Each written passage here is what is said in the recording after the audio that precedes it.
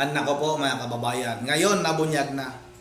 Lumabas na ang katotohanan. Nako po, delikado si Atty. Claire Castro mga kababayan. Kasi siya na mismo ang umamin mga kababayan kung ano ba ang ugnayan nilang dalawa ng vlogger na pinaslang na si Mima Alicia. Pero bakit ako patuloy? Babati muna ako ng magandang hapon sa ating mga viewers dyan, sa ating mga subscribers, sa ating mga bagong mga viewers dyan. Maraming salamat sa inyong suporta. Shout out sa inyong lahat. At yun ang tuloy na tayo kagad sa ating pag-uusapan. Ako po, bakit ang aga ni Atty. Claire Castro mga kababayan? Sobrang aga naman ata nitong si Atty. Claire Castro na pumunta sa burol ni Mima Alicia. Unang gabi pa lang mga kababayan, ando na kagad itong si Atty. Claire Castro. Bakit Atty. Claire Castro? Inalam mo ba? Gusto mo ba talagang malaman kung totoo ba na pinaslang na itong vlogger mong bayaran? Yun na nga mga kababayan, kahapon may upload tayo. Ito ngay tungkol sa voice recording mga kababayan, yung usapan sa pagitan nitong si Atty. Claire Castro at pinaghinalaan nating si Mima Alicia. Hindi nga tayo nagkamali mga kababayan. Si Mima Alicia at itong si Atty. Claire Castro ay nag-uusap nga.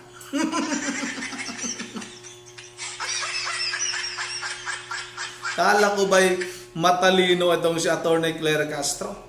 Pero nga mga kababayan, siya na rin ang nagpatotoo na may katotohanan yung video na yun. Yung video, voice recording na yun mga kababayan, na sila nga yung nag-uusap at nagtatalo mga kababayan tungkol sa pera, tungkol sa bayaran.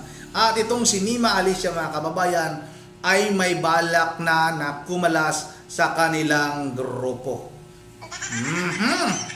Kaya mga kababayan, sa Philippine National Police, PNP Caloocan, huwag naman kayong masyadong halata. Halata naman kayong masyado. Gusto nyo na namang ibintang. May nag-ano rin ba sa inyo? Nagbulong? Gusto nyo namang ibintang sa kampo ni Vice President Sara Duterte at sa mga DDS. Kasi nga parang ganito yung kailang mga sinabi mga kababayan. Kilala na daw yung mga suspect at parabang inuugnay nila sa pagkamatapang nagbibigay ng kaniyang opinion. Kasi nga political vlogger daw di umano itong si Mima Alicia at may binabanatang politiko. Sino ba yung politiko na yon? Alam na natin mga kababayan. Huwag namang bias itong PNP Caloocan. Tingnan din ninyo itong anggulo na ito. Bakit itong si Atty. Claire Castro ay sobra namang maaga na pumunta sa burol ni Mima Alicia mga kababayan. Grabe ha. Halatang halata ka Atty. Claire Castro. Ito na mga kababayan, huwag natin itong patagalin. Sabay-sabay na natin itong panoorin at kayo na rin ang bahalang humusga. Ito na, sabay-sabay natin itong panoorin.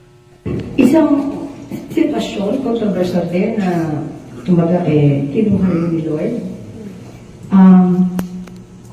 Naku, spreading yung cellphone. Pinaasikaso yung welfare, everything, na hindi ito news. Hindi po kasi ang Pangulo tutulong para lang sa politika. Hindi po siya gano'n. Hindi po siya pupunta sa lamay para tingnan ninyo mga kababayan, nasa harap na ng burol, nasa harap na ni Mima Alicia, pero wala pa rin ibang bukang bibig nitong si Atty. Claire Castro ang politika. Napakawalang hiya mo talaga Atty. Claire Castro. Nasa burol ka na nga ng iyong bayarang vlogger na mulitika ka pa. Halatang halata ka naman masyado. Suot ng jersey ng isang basketballista. Pagtulong po talaga, tulong. So di ko na sasabihin ko sino pa yung mga tinulungan niya. Kasi baka pag nakita po yun sa na-broadcast siya, baka mapagalitan tayo. Pero yun po, si Pangulo, so, kaya nga po nung nakita ko na na-broadcast na nila, diba? Anyway, nakita niyo naman po yung tulong talaga ng Pangulo. At si Mima kasi po ay hindi pa po kami personal na nakita. Pero tumatawag siya sa akin. Matawag siya sa akin, nangangamusta.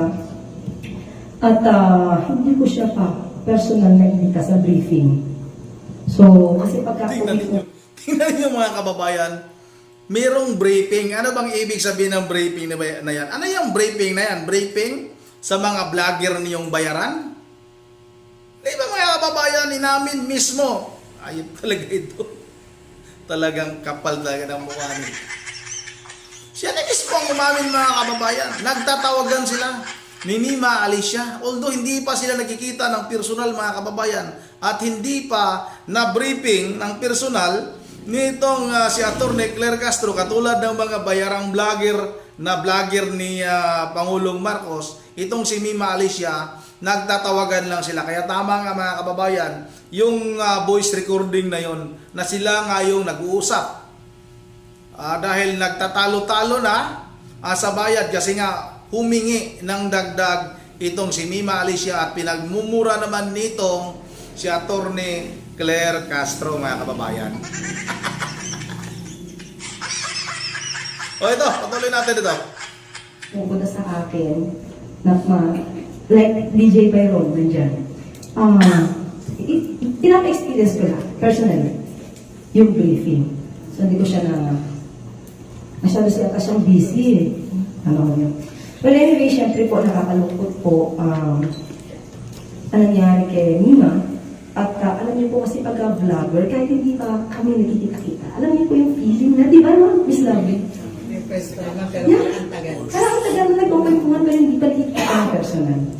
So, yun po yung ramdam ko, hindi lang po kay Mima, kundi sa lahat ng vloggers na madalas ako i-content. Okay naman yung pino-content, di ba? At least, di ba? Walang problema doon kasi mas na, yung news, mas lalong kumakalat. But anyway, sa pamilya ko, nakikinamay po ako. Taos-puso po yung pakikiramay namin mula rin po sa Pangulo. At nung nalaman po ito ni First Lady, sabi niya po, ano yung pwede natin itulong? Sabi ko, ma'am, inaayos na po. Sabi niya, good.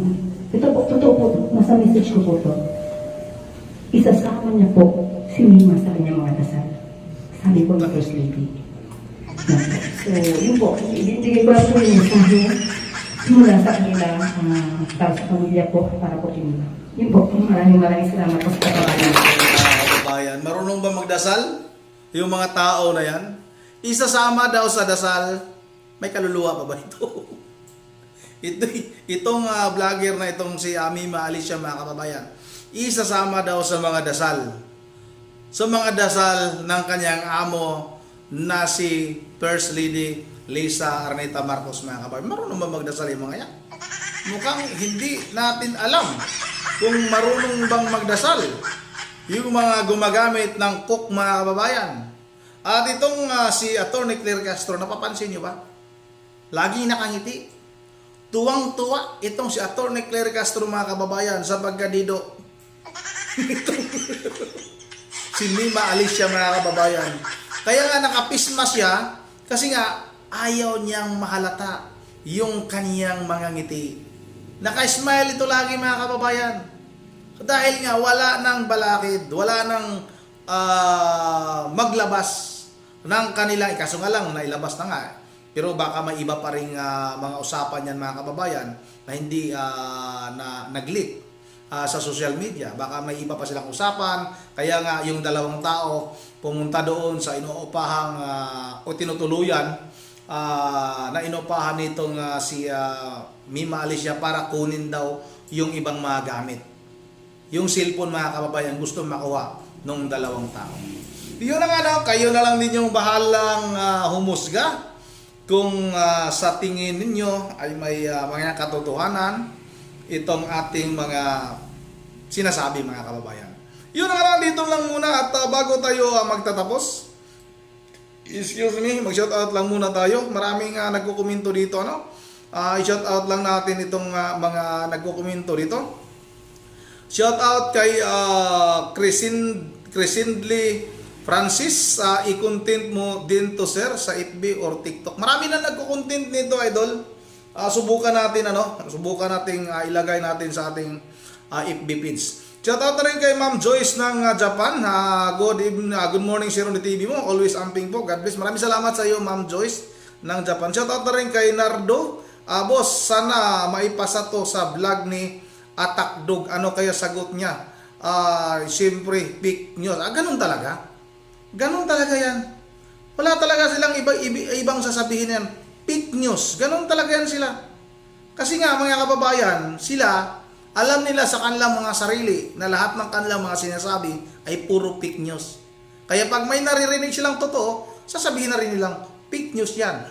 Shoutout na rin kay Ma'am Bertie Viral Di Diyos ng Pulilan, Bulacan. Saan yung mga po? Si Coco, Dion, Yuri, at si Sagi. Shoutout na rin kay Curious na Pusa. Shoutout kay Roberto Lagwido.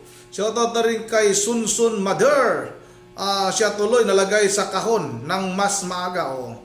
Kahon nga, nakahon nga. Tatay yung karton daw. Ilagay sa garapon. Siya tuloy yung nilagay ng maaga sa garapon. Talaga yung karma mga kababayan. Shoutout na rin kay